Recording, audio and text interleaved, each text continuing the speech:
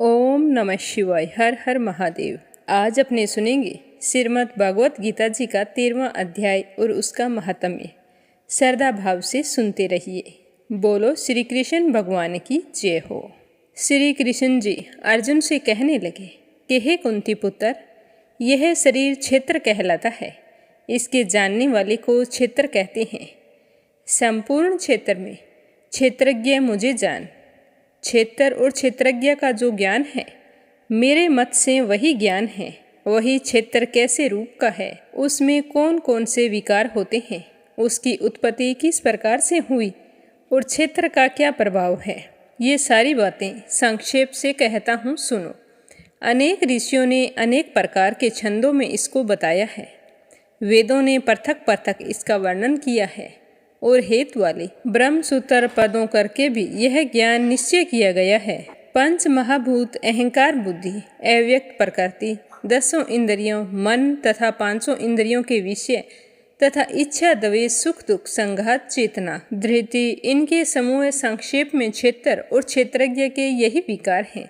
मान और पाखंड से रहित अहिंसा, सहनशीलता, सरल, गुरु की सेवा, पवित्रता, अपने मन का संयम, इंद्रियों के विषय से विरक्त, अहंकार रहित और जन्म, मृत्यु, बुढ़ापा, रोग, दुख आदि दोषों को देखना, पुत्र, स्त्री, ग्रह इत्यादि में आसक्ति न करना और इनमें अपने को सुखी दुखी न मानना, इष्ट अनिष्ट की प्राप्ति में हर्ष विषाद रहना, अनन्य भाव से मेरी अनन्य भक्ति एकांत में रहना, जन समूह में रहने से विराग, सदा स्मरण करना कि मैं परम परमात्मा का ही अंश हूँ, ज्ञान प्राप्ति के उद्देश्य से मोक्ष को सबसे श्रेष्ठ मानना, इसे ही ज्ञान कहते हैं।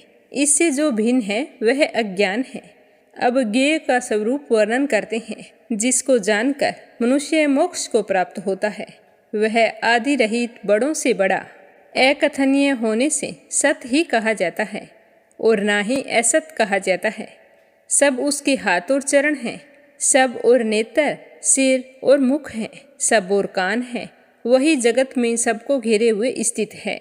वह सब इंद्रियों के गुणों का प्रकाशक है, पर उसके कोई इंद्री नहीं है, जिसको किसी से आसक्ति नहीं है, पर जो सबका आधार है, जो स्वयं निर्गुण होने पर भी गुणों का भोगता है, जो सब भूतों के बाहर भीतर है तो भी चर अचर है, अत्यंत सूक्ष्म होने के कारण जाना नहीं जाता, जो दूर भी है निकट भी है, जिसके विभाग नहीं होते, पर जो भिन्न भिन्न भागों में विभक्त है, समान रहता है। समस्त भूतों का पालन, नाश और उत्पन्न करने वाला वही ज्ञेय है। वह अंधकार से परे ज्योतिषमान पदार्थों को ज्योति देता है। वही ज्ञान जगाने योग्य पदार्थ के ज्ञान द्वारा जानने योग्य सबको हृदय में निवास करता है। इस प्रकार क्षेत्र, ज्ञान और क्षेत्र, इनको संक्षेप में कहा। इसे जानकर मेरा भक्त मेरे पद के योग्य होता है। प्रकृति और पुरुष दोनों ही अनादि हैं। विकारों और गुणों की उत्पत्ति प्रकृति से हुई है। कार्य और कारण को प्रकृति उत्पन्न करती है। पुरुष तो सुख और दुख का भोगता है। प्रकृति पुरुष रहता है, प्रकृति के गुणों का उपभोग करता है। तदनुसार उत्तम तथा अधम योनियों में जन्म लेता है। इसकी देह में इसे उपद्रष्टा, अनुमंता, भर्ता, भोक्ता, महेश्वर, परमात्मा और परम पुरुष कहते हैं। इस प्रकार के गुणों के साथ प्रकृति और पुरुष को जो जानता है, उसका रहन सहन चाहे जैसा भी हो, पुनः जन्म नहीं होता। कोई ध्यान से, कोई सांख्य योग से और कोई कर्म योग के द्वारा अपने को आत्मा में देखते हैं, परंतु कोई इस प्रकार न जानते हुए भी दूसरों से सुनकर ध्यान करते हैं और श्रद्धा से सुनकर वे भी मृत्यु के पार चले जाते हैं। हे अर्जुन, स्थावर या जगम सब उत्पन्न प्राणी क्षेत्र और क्षेत्र के संयोग से ही होते हैं। परमेश्वर सब भूतों में समान रूप से हैं। भूतों के नष्ट होने पर भी उनका नाश नहीं होता। इस भांति जो देखता है वही देवता है। सब में समान रूप से स्थित परमेश्वर को देखता हुआ जो अपनी आत्मा का नाश नहीं करता, वह उत्तम गति को प्राप्त होता है। जो यह देखता है कि प्रकृति द्वारा सब कर्म होते हैं और आत्मा अकर्ता है, वही मानो देवता है।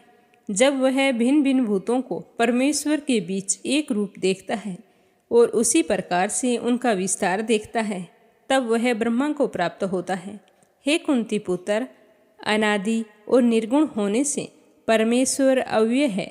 शरीर में रहता हुआ भी वह कुछ नहीं करता, न उसमें लिप्त होता है।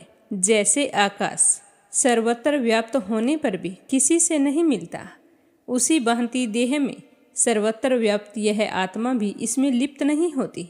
हे भारत, जैसे एक सूर्य समस्त लोकों को प्रकाशित करता है, वैसे ही क्षेत्रज्ञ समस्त क्षेत्र को प्रकाशित करता है।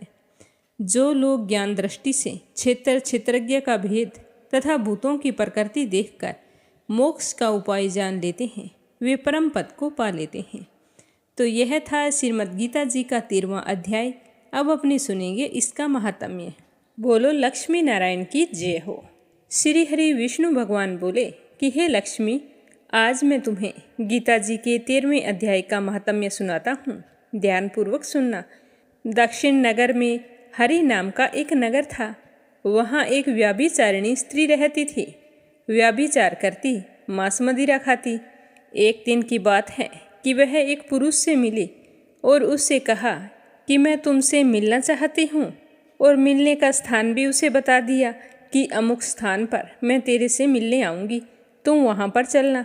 तो उस पुरुष के समझने में गलती रह गई और वो दूसरे वन में चला गया, और वह स्त्री उसी वन में उसे ढूंढती ढूंढती हैरान हो गई, परंतु वह मनुष्य नहीं मिला। और उधर वह मनुष्य भी उस औरत को दूसरे वन में ढूंढ ढूंढ कर हैरान था, पर उसे वो औरत नहीं मिली। वह गणिका भी ढूंढ ढूंढ कर थक हार कर उसका रास्ता देखने लगी। देखते देखते सारा दिन बीत गया, पर प्रीतम नहीं आया। सांझ पड़ गई। गणिका प्रीतम का नाम लेकर पुकारने लगी। इतने में वह पुरुष मिल गया और दोनों बहुत ही प्रसन्न हो गए। इतने में वहाँ पर एक शेर आया और बोला कि गणिका, मैं तुझे खाऊंगा। तो गणिका कहने लगी, तू अपने पिछले जन्म की बात बता कि तू कौन है और मुझे क्यों खाना चाहता है। तो वह शेर कहने लगा कि मैं पूर्व जन्म में ब्राह्मण था, झूठ बोला करता था, बड़ा लोभी था, जुआ खेलता था, यदा कदा दूसरे का धन भी चोरी कर लेता था। एक दिन प्रभात के समय घर से उठकर चला था कि मार्ग में गिरा और मेरी मृत्यु हो गई। देह छूट गई और यमों ने मुझे पकड़ लिया। यम मुझे पकड़कर धर्मराज के पास ले गए। देखते ही धर्मराज ने हुक्म दिया कि इस ब्राह्मण को सिंह का जन्म दे दो, और मुझे यह देह मिल गई। और हुक्म भी दिया था कि जो प्राणी पापी दुराचार करने वाले हो उसी को तुम खाया कर। जो साधु वैष्णव हरि भक्त हो उसके पास कभी मत जाना। तो हे गणिका, मुझे धर्मराज की आज्ञा है, जिसकी आज्ञा से मैं सिंह की योनि में आया हूँ, उसका कहना तो मैं मानूंगा। तुम व्यभिचारिणी गणिका पापिन है, इसीलिए मैं तुझे खाऊंगा। इतना कहकर उस शेर ने गणिका को खा लिया।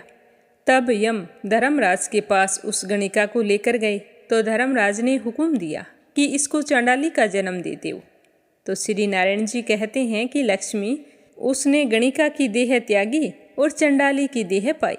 कई दिन पीछे वो नर्मदा नदी के तट पर चल रही थी, तो उसने वहाँ देखा कि एक साधु गीता जी के 13वें अध्याय का पाठ करता है। तो उसने भी वहाँ बैठकर उस अध्याय को श्रद्धा भाव से सुना। तो उसको सुनते ही चंडाली के प्राण छूट गए और देव देही पाई। आकाश से विमान आई, उस पर बैठकर वो बैकुंठ को चली। तो साधु ने पूछा कि अरे तुम कहाँ चली? तुमने ऐसे कौन से पुण्य किए थे जिसके करने से आज तुम बैकुंठ को चली है? तो चांडाली कहने लगी कि हे संत जी, आपको धन्यवाद है। आपके इस पाठ को सुनकर मैं तो देवलोक को चली हूँ। तब पार्षदों से कहा कि कोई ऐसा यत्न करो कि जिस सिंह ने मुझे पूर्व जन्म में गणिका के रूप में खाया था उसे भी साथ ले चलते हैं।